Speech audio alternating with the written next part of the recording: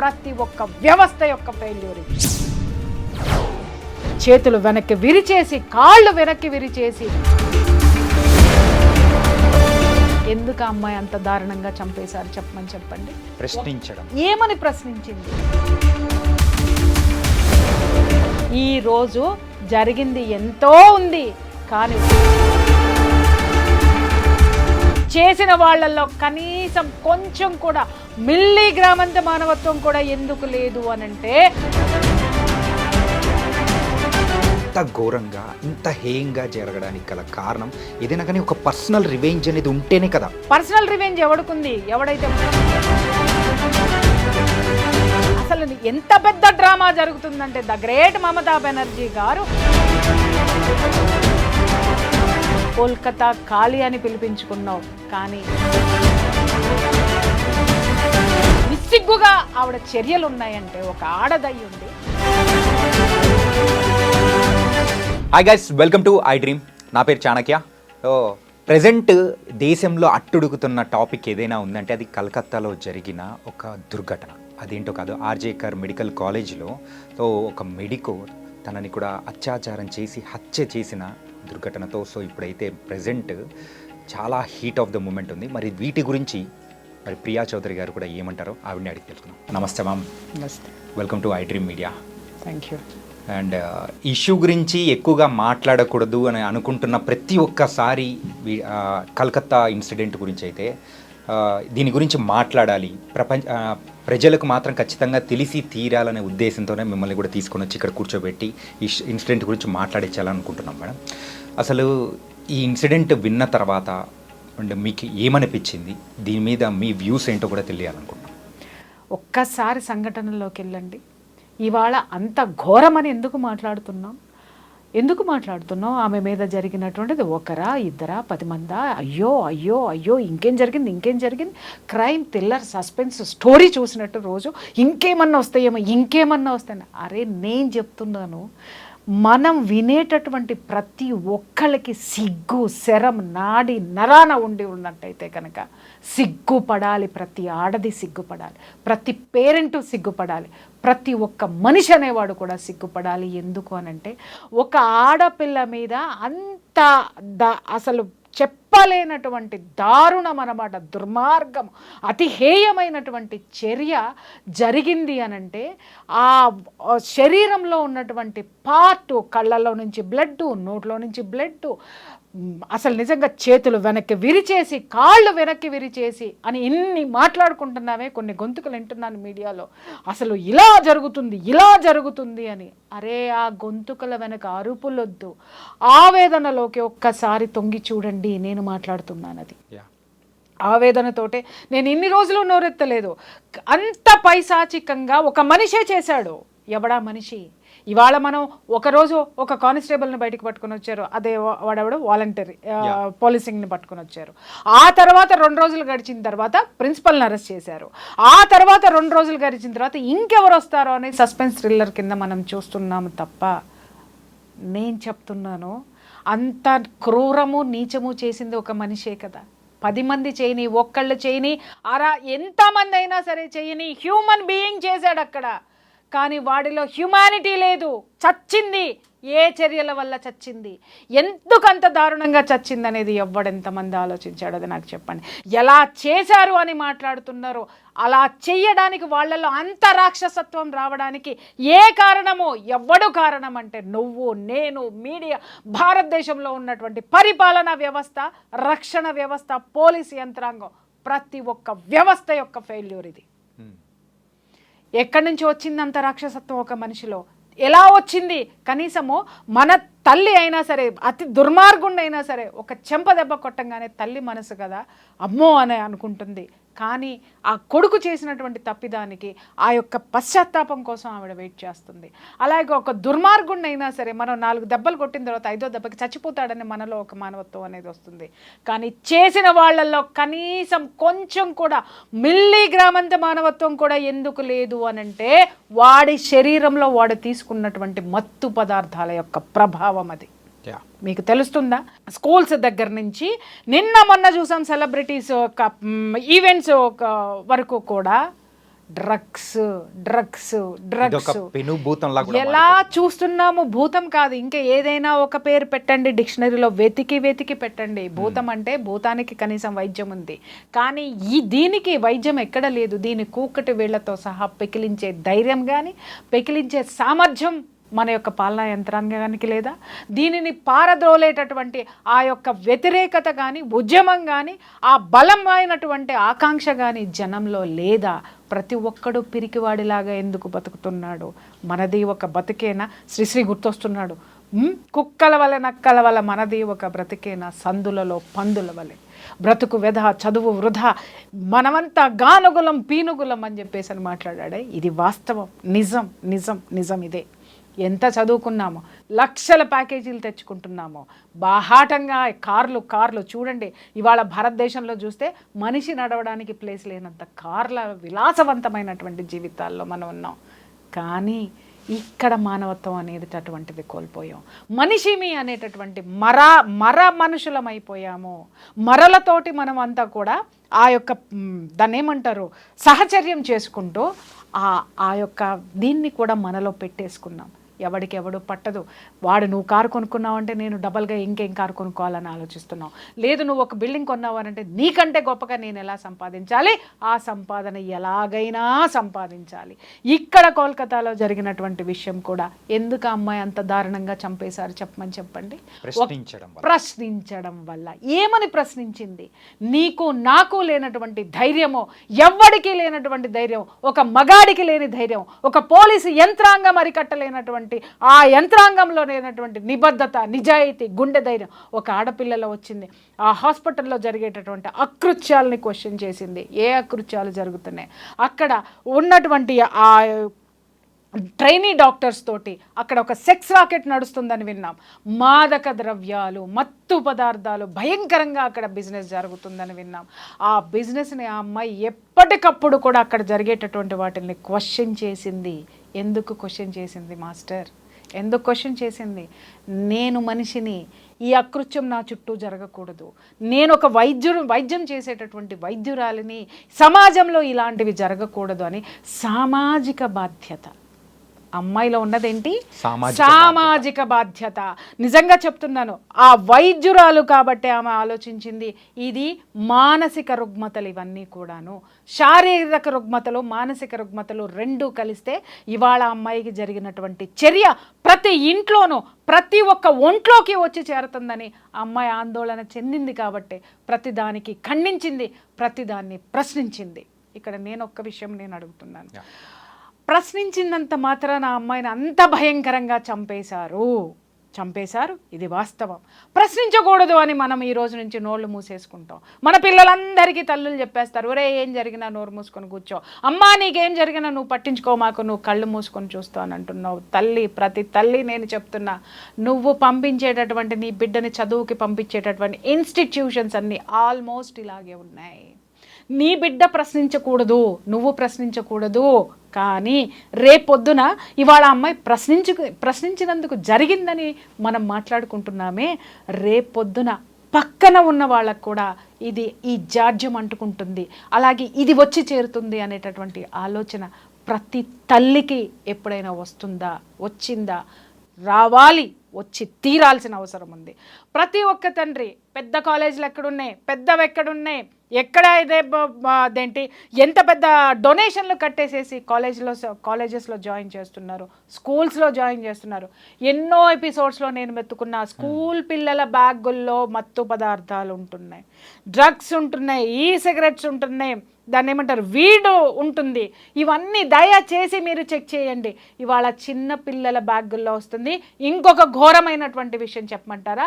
9th 10th class పిల్లలు, మగ పిల్లలు అడల్టరీకి వెళ్తున్నారు. మీకు ఆ సంగతి తెలుసా? మీకు ఎవరికైనా ఎందుకు వెళ్తున్నారు అని ప్రశ్నించండి బాస్. ఎందుకు వెళ్తున్నారు అని అంటే ఇలాంటివి వాళ్ళ శరీరంలోకి వెళ్ళి వాళ్ళ హార్మోన్స్ కంట్రోల్లో ఉండడం లేదు. ఇవాళ చూడండి, నిజంగా సమాజానికి తెలియనటువంటి నిజాలు, వాస్తవాలు ప్రతి పేరెంట్ తెలుసుకొని చావండి. ఎందుకంటే మీరు సంపాదించే లక్షలు కోట్లు తీసుకెళ్ళి ఎవరికి పోస్తున్నారు? అరే మీ పిల్లల్ని మీరు పట్టించుకోలేనంతగా, పిల్లల్ని సంస్కరించుకోలేనంతగా, ఒక భావి భారత పౌరుణ్ణి తయారు చేసేటువంటి సంస్కారం లేనటువంటి సంపాదనని మనం తీసుకొని ఈరోజు చంపినటువంటి 60 మందా 10 మందా 2 3 అని అంటున్నారే, ఆ ముగ్గురులో రేపొద్దున మన కొడుకు ఉండబోతున్నాడు. ఈ దౌర్జన్యానికి గురైనటువంటి ఆ ఆడపిల్ల ఎవరైతే ఉందో, ఆడపిల్లలో మన ఆడపిల్ల ఏమన్నా ఉంటుందేమో ఒక్కసారి ఆలోచించాల్సినటువంటి అవసరం ప్రతి గుండెకి ఉంది, ప్రతి తల్లిదండ్రులకి ఉంది. ప్రతి తల్లిదండ్రులు ఆలోచించి తీరాలి. ఈ రోజు ఉద్యమాలు ఉన్నాయా ఎక్కడైనా, ఏ రాష్ట్రంలోనైనా? ఉద్యమాలను జరగనివ్వట్లేదు. ఒకప్పుడు ఎందుకు జరిగాయి? మిస్టర్, ఇప్పుడు ఎందుకు జరగనివ్వడం లేదు అనంటే ఎవడికి తీరిక లేదు ఉద్యమాలు చేసే తీరిక, ఎవడికి పక్కవాడి గురించి పట్టించుకునే తీరిక లేదు, ఎవడికి సమాజం గురించి ఆలోచించాల్సిన అవసరమే లేదు. ఎప్పుడు వీడికి ఒక గగ్గోలెత్తుతాడో తెలుసా? నా ఇంట్లోకి వచ్చినప్పుడు. ఈరోజు నా దగ్గరికి చాలా మంది ఫ్యామిలీ కౌన్సిలింగ్కి వస్తున్నారు. ఏమండి ఇంత జరుగుతున్నా మా బంధువులు పట్టించుకోవట్లేదండి. నువ్వు ఎప్పుడైనా పట్టించుకున్నావా నీ బంధువుల్ని? ఏమండి ఇంత జరుగుతున్నా మా పక్కింటి వాళ్ళే నన్ను ఇలా చేస్తున్నారండి. సమాజంలో ఇది వేళ్ళు వండుకున్నప్పుడు ఎప్పుడైనా నువ్వు నోరు తెరిచావా? నీ దగ్గరకు వచ్చినప్పుడు మాత్రం సమాజం కావాలి, నీ దగ్గరకు వచ్చినప్పుడు మాత్రం బంధువులందరూ కావాలి. బట్ నువ్వు చేయాలనుకున్నప్పుడు సమాజం అక్కలా, బంధువులు అక్కలా, నీ నెక్లెస్ నీకు కావాలి, నీ కారు నీకు కావాలి, నీ విలాసాలు నీకు కావాలి, నీ స్వార్థం నీకు కావాలి, నీ కొడుకు మాత్రమే ఉండాలి, నీ కూతురు మాత్రమే ఉండాలి. సింపుల్గా చెప్పాలంటే సామాజిక బాధ్యతను మొత్తం కోల్పోయి కేవలం స్వార్థంతోనే ముందుకెళ్తున్నారు తప్ప మానవత్వం అనేది లేకుండా వెళ్ళిపోతున్నారు. 100% నేను చెప్తున్నా. మీకు చాలా మంది అడుగుతున్నారు సామాజిక బాధ్యత ఎందుకు ఉండాలని. అరే సమాజంలో నీతి ఉంటేనే నువ్వు బతుకుతావు ప్రాణాలతో. ఆ నీతిని నువ్వు ఏది పెంపొందిస్తావో, నువ్వు ఏది సమాజానికి ఇస్తున్నావో అది రేపొద్దున వచ్చి నీ ఇంట్లో కూర్చుంటుంది. నువ్వు దౌర్జన్యాన్ని ప్రోత్సహించావు, నాకెందుకులే అని మూసుకొని పిరికి బందులాగా లోపల కూర్చున్నావా? ఆ యొక్క దౌర్జన్యం పెరిగి పక్కింటి వాడికి దగ్గరకు వచ్చింది, ఊళ్ళోకి వచ్చింది, పక్క రోడ్లోకి వచ్చింది, పక్కింట్లోకి వచ్చింది, నీ ఇంట్లోకి వస్తుంది. నెక్స్ట్ నువ్వే టార్గెట్. అది నీ వరకు రాదు అని మాత్రం దయచేసి ఆలోచించకండి. పిచ్చి జనాలు, పిచ్చి కథలు, పిచ్చి వ్లాగ్స్. నిజం చెప్తున్నాను కదా, ఈ సోషల్ మీడియా వచ్చిన తర్వాత జ్ఞానం ఎంత ఉందో అజ్ఞానం 10 ఉంది. దానిలో విచ్చలవిడితనం ఉంది. ఎవడు ఎంత నీచంగా పోస్టులు పెడితే, ఎవడు ఎంత నీచంగా మాట్లాడితే, నిన్నగాక మొన్న కూర్చున్న ఒక దరిద్రమైనటువంటి విషయం అన్నమాట. ఒక ప్రజాప్రతినిధి ఒక అక్రమ సంబంధం పెట్టుకుంటే వాళ్ళను కూర్చోబెట్టి రోజుల తరబడి ఇంటర్వ్యూలు, ఒక అమ్మ సిగ్గుపడుద్ది, ఒక అమ్మ ఆవేశపడుతుంది, ఒకడేమో ఆవేశపడాలో సిగ్గుపడాలో అర్థం కాక దేభ్యం ముఖం వేసుకొని వాడి సమాధానాలు చెప్తున్నాడు. ఈ దౌర్భాగ్యాన్ని సమాజం మీదకి పెట్టేటటువంటి వాళ్ళకి ఏమన్నా సామాజిక బాధ్యత ఉందా? ఇది సమాజాన్ని భ్రష్టు పట్టించేదా? ఒక వార్త వేసి తీసి అవతల అది వాళ్ళ కుటుంబ విషయాన్ని రోడ్డుకి ఇచ్చుకున్న తర్వాత ఏది చెప్పాలి, ఎవరి తరపున నిలబడాలి మీడియా? సమాజంలో ఇది ఎలాంటి దౌర్భాగ్యమైనటువంటి సిచ్యుయేషన్స్ తీసుకెళ్తుంది, కుటుంబ బంధాలని ఎలా విచ్ఛిన్నం చేస్తుందని మాట్లాడుకోవడం మానేసి అలా మాట్లాడారా, మీరు ఏం పాట పాడారు, మీరు ఏ కన్ను గీటారు, మీరు ఎక్కడ పట్టుకున్నారు, మీరు పడుకున్నారా లేదా, ఇంత నీచమైనటువంటివి మాటలు మాట్లాడుకుంటూ ఇదే ధోరణిని పెంచుకుంటూ పోతున్నారంటే ఇవే జరుగుతాయి మిస్టర్. అడిగి ఎందుకు జరిగింది ఈ అమ్మాయికి అనంటే మనమంతా అక్రమ సంబంధాలు ఎలా ఉన్నాయి, అవి అక్రమ సంబంధాలు కాదు, వీడు గొప్పగా బతికేస్తున్నాడు, నాకొక వీడియో కావాలి, నాకొక ఎపిసోడ్ కావాలి అని చెప్పేసి అని పుంకాలుగా తీసి అవతల బారేసి మనం మాట్లాడుతుంటే ప్రశ్నించే గొంతుక ఒక్కటే అయిపోయింది అక్కడ. ఈ గొంతుకలన్నీ దేని చుట్టూ తిరుగుతున్నాయి? నా వ్యూస్ ఎలా వస్తాయి? అక్రమ సంబంధాల మీద వస్తాయి, పోర్న కంటెంట్ మీద వస్తాయి, లేకపోతే ఇంకేదన్నా దాష్టికాలు చేస్తే వస్తాయి, ఇంకేంటి బెట్టింగ్ యాప్లు చేస్తే నాకు డబ్బు వస్తాయి. ఇలాంటి అరాచకాలు పెంపొందిస్తుంటే బెట్టింగ్ యాప్లు ప్రమోట్ చేసే వాళ్ళని కూడా స్టూడియోల్లో కూర్చోబెట్టి హీరోలుగా చూపించినంత కాలం, ఈ దౌర్భాగ్యం నడిచినంత కాలం ఆ బెట్టింగ్లో వచ్చేటటువంటి మనీ ఎక్కడికి వెళ్తుంది బాస్? ఎవరి చేతుల్లోకి వెళ్తుంది? ఎవరు నడుపుతున్నారు దాన్ని నిలబెట్టుకోవడానికి అక్కడ ఎన్ని దౌర్జన్యాలు ఉన్నాయి. దాన్ని కంట్రోల్ చేయట్లేదు ప్రభుత్వం. ఎందుకు కంట్రోల్ చేయట్లేదు? ఇవన్నీ కూడా ఒకదానికొకటి ప్రపంచం మొత్తం డబ్బు వెనక పడుతుంది. ఎవ్వరూ కూడా ఆ అమ్మాయి వెనక లేరు. చట్టం లేదు, కేవలం న్యాయస్థానం మాత్రమే ఉంది. అక్కడ కూడా నిజంగా చెప్తున్నాను, ఆ జస్టిస్కి నిజంగా చేతులెత్తి మొక్కాలి. ఆ ధర్మాసనంలో వాళ్ళు సుమోటోగా కేసు తీసుకొని ముందుకు నడిపించడం వల్ల హైకోర్టు జడ్జి నిజంగా 10 కాలాల పాటు ఇంకా ఆయన ఎన్నిటినో ఈ యొక్క సామాజిక రుగ్మతల్ని రూపుమాపడానికి ఇంకా ఇలాంటి వాళ్ళు ముందుకు రావాలి. ఆ ఒక్క దీని వల్లనే ఆ సంఘటన బయటకు వచ్చింది కాబట్టి ఇవాళ మన గొంతుకలు మాట్లాడుతున్నాయి. లేదు అనంటే ఎవ్వడికి పట్టనటువంటి విషయము. చాలామంది చూస్తున్నాను నేను, ఇది చాలా ఘోరం, వాడికి ఎలాంటి శిక్ష పడుతుంది, ఏమవుతుంది, వాడు బయటికి రాడు, వాడు అలా చేస్తాడు. ఎందుకు అనంటే ఇక్కడ అమ్మాయికి అన్యాయం జరిగిందని మాత్రమే స్లోగన్ ఉంది కాబట్టి వాడికి శిక్ష పడుతుంది. ఎన్ని సంవత్సరాలు శిక్ష పడుతుంది, వాడికి బెయిలే రాకూడదు అని మాట్లాడుతున్నారు. అయ్యల్లారా అమ్మల్లారా, ఎంతమంది ఇలాంటి కేసులు వస్తే బెయిల్ ఇవ్వడానికి ముందుకొస్తున్నారు మీరు? నేను అడిగాను అనుకోండి, అది మా ప్రొఫెషన్ అంటారు, కాదని అనట్లా. నీ సామాజిక బాధ్యత ఏది? ఈరోజు మీరు ఇలాంటి వాళ్ళకి బెయిల్ ఇప్పించి రోడ్ల మీద వదిలేయబట్టి కాదా ఈరోజు ఒక ఆడపిల్ల అతి క్రూరంగా, అతి నీచంగా, అతి హేయంగా బలైపోయింది ఈ సమాజంలో? మీకు బాధ్యత లేదా? న్యాయాన్ని కాపాడాల్సిన బాధ్యత లేదా? దుర్మార్గాన్ని అడ్డుకోవాల్సినటువంటి బాధ్యత లేదా? ఈ యొక్క చట్టంలో ఉన్నటువంటి ఈ వెసులుబాటులు, ఈ లొసుగుల వల్లనే కదా ఈరోజు జరిగింది. ఎంతో ఉంది, కానీ ఒక్కడో ఇద్దరో మాత్రమే ఎందుకు బయటకు వచ్చారు? చట్టం కల్పించినటువంటి ఈ యొక్క వెసులుబాటు కాదా వాడు తప్పించుకోవడానికి? లొసుగులు కాదా వాడు తప్పించుకోవడానికి? ఆ లొసుగుల్ని సమాజానికి 1కి 10 సార్లు చెప్పేటటువంటి సోకాల్డ్ వాళ్ళు కాదా? చెప్పండి. కాపాడాల్సినటువంటి వాళ్ళు ఎటువైపు వాదన మనకి ఉండాలి? నేను ఇక్కడ ఎవరిని కించపరచడం లేదండి, మనోవేదనతోటి చెప్తున్నాను. ఏది డ్రగ్ ప్లడ్లర్స్ ఉన్నారు, వాళ్ళకి బెయిల్స్ ఇవ్వడంలో నంబర్ 1. ఆయన అడిగాను నేను, ఎందుకండి మీరు ఇలా వీళ్ళకి ఎందుకు ఇలా చేస్తున్నారు? ఇది మళ్ళీ సమాజంలోకి వీళ్ళని తీసుకురావడం వల్ల వాడు ఊరుకోడు, మళ్ళీ ఇదే బిజినెస్ చేస్తాడు.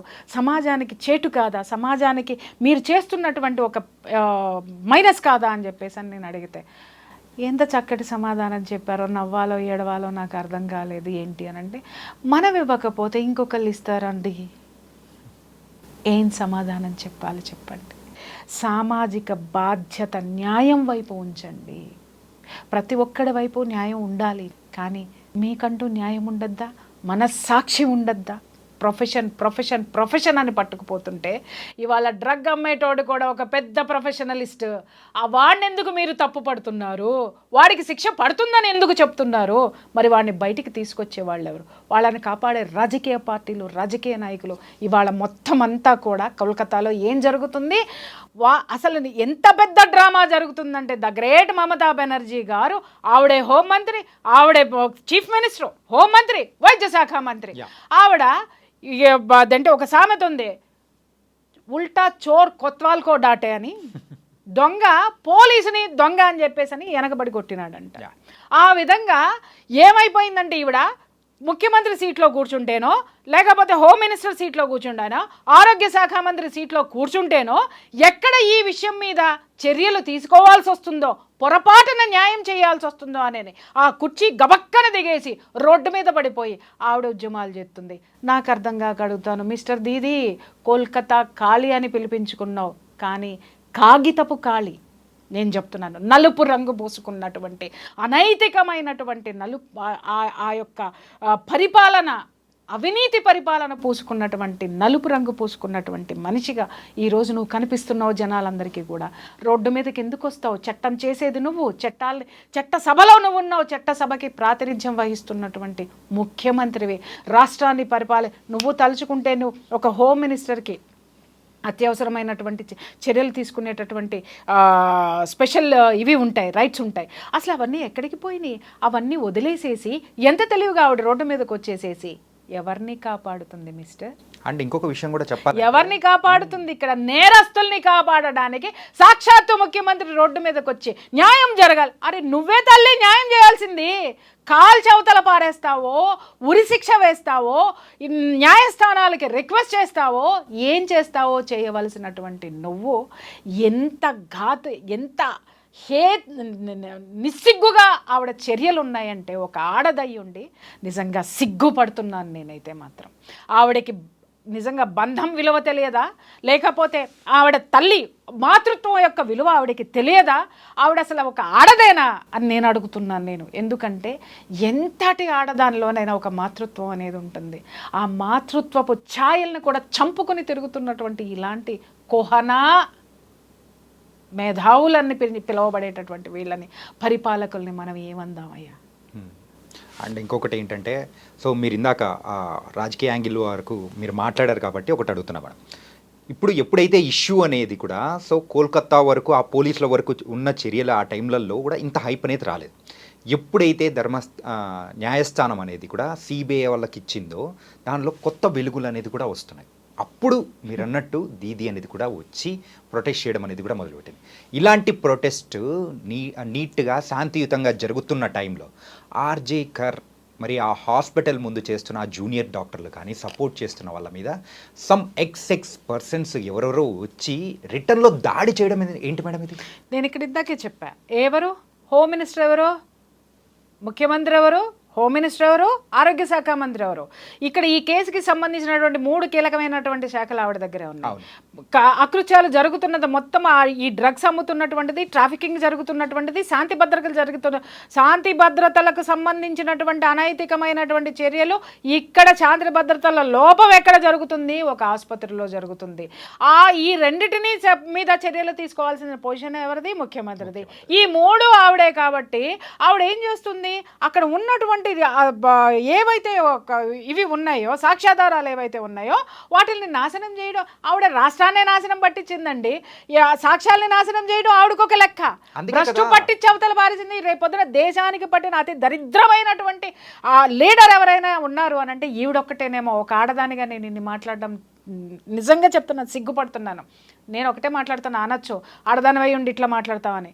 కేవలం నేను ఒకసారి నైటీల గురించి మాట్లాడినందుకు అబ్బో ఆడవాళ్ళందరూ నా మీద విపరీతంగా దాడి చేసేశారు. మరి నేను ఆడదాన్ని కాదా? నేనేం మాట్లాడాను? అందంగా ఉండండి అమ్మా, ఇలా ఎందుకుంటున్నారని మాట్లాడినందుకు మీకు కోపం వచ్చిందే. మరి ఒక ఆడపిల్లని కాళ్ళు విరిచి కళ్ళు పీకి ఈ విధంగా ఎముకలు విరగొట్టి నుజ్జు చేసి ఇంత నీచమైనటువంటి చర్యకి పాల్పడడానికి, అక్కడ అకృత్యాలు అన్నీ జరగడానికి, అంత ఘోరమైన చర్య జరగడానికి నీళ్లు పోసి మొక్కని ఒక వటవృక్షంలో పెంచినది కూడా ఒక ఆడదే. ఆడదాన్ని వీళ్ళందరూ ఏం చేస్తున్నారని నేను అడుగుతున్నాను first. And post mortem report కూడా ఒకసారి చూస్తే నియర్లీ 14 దెబ్బలు, అంటే 14 రకాలమైన దెబ్బలు అనేది కూడా అమ్మాయి ఒంటి మీద కూడా ఉన్నాయి. ఇంత ఘోరంగా ఇంత హేయంగా జరగడానికి గల కారణం ఏదైనా కానీ ఒక పర్సనల్ రివెంజ్ అనేది ఉంటేనే కదా. అదే నేను ఇందాక మాట్లాడింది అదే కదయ్యా. పర్సనల్ రివెంజ్ ఎవరికి ఉంది? అక్కడ డ్రగ్స్ అమ్మేటోడికి ఉంది. పర్సనల్ రివెంజ్ ఎవడికుంది? అక్కడ ఆ సెక్స్ రాకెట్ నడిపేటటువంటి వాడికి ఉంది. పర్సనల్ రివెంజ్ ఎవడికుంది? ఎవడైతే ప్రశంసబడుతున్నాడో వాడికి ఉంది. ఆ చుట్టూ ఉన్నటువంటి వాడు నడిపేటటువంటి వ్యవస్థలో ఉన్నటువంటి ప్రతి ఒక్కళ్ళకి కూడా గ్రడ్జ్ ఉంది. కాబట్టి వీళ్ళందరూ కలిసి పన్నినటువంటి పన్నాగంలో ఆవిడ బలే అయిపోయింది. ఆ అమ్మాయి బలే అయిపోయింది. ఈరోజు ఆ అమ్మాయి మనందరి కోసం పోరాడి చనిపోయింది. మనందరి కోసం. ఈ సమాజం ఇలా ఉండకూడదు, ఈ సమాజం డ్రగ్స్ లేకుండా ఉండాలి, ఈ సమాజంలో ఆడపిల్లల్ని స్వంత లాభాల కోసం శారీరకంగా వాడుకుంటున్నారు, లైంగికంగా వాడుకుంటున్నారు అని చెప్పి ఎదిరించినటువంటి ధీర వీర వనిత ఆ పిల్లండి. మ్యామ్, న్యాయం జరుగుతుంది ఖచ్చితంగా. ఇంత పెద్ద అటెన్షన్ అనేది వచ్చింది. ప్రతి ఒక్కరు కూడా దీనికి న్యాయం జరగాలని వీ వాంట్ జస్టిస్ అంటూ ఉన్నారు. ఇదంతా బాగానే ఉంది. యాజ్ ఎ ఫ్యామిలీ కౌన్సిలర్గా సో మనం కూడా కొన్ని ఇలాంటి సమయంలో వింటూ ఉంటాం. సో కూతుర్ని పెంచడమే కాదు, కొడుకును కూడా పెంచడం అనేది కూడా మీరు నేర్పించాలి అని చెప్పేసి అంటూ ఉన్నారు. ఇలా కొడుకును పెంచేటప్పుడు సో తర్వాత తరానికి తల్లిదండ్రులు ఎలాంటి జాగ్రత్తలు చెప్పి పెంచితే బాగుంటుంది?